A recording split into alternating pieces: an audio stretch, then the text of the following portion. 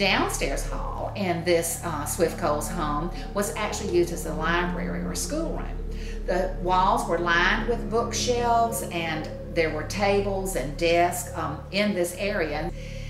Now this is the room that Nick Coles began his work to improve the house and to save the home. And he had 3 workers here in 1976, soon after he had purchased the house.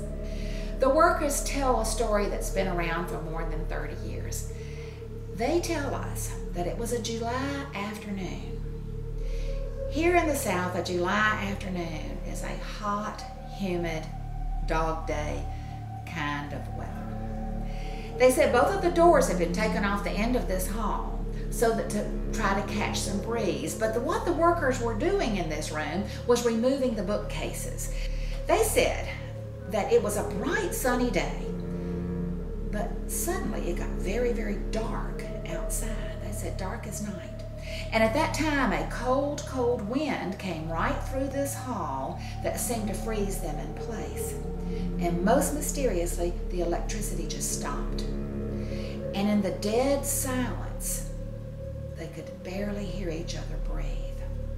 A light caught their attention at the top of the stairs. And when they looked at the top of the stairs, what they realized they were seeing was a beautiful halo around an elderly lady's white hair.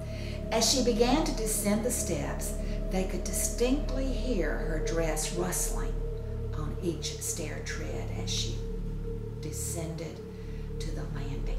When she reached the landing, she held her handkerchief and wrung her hands and looked at the gentleman directly in the eyes and asked, "Gentlemen, pray tell, what are you doing to my library?"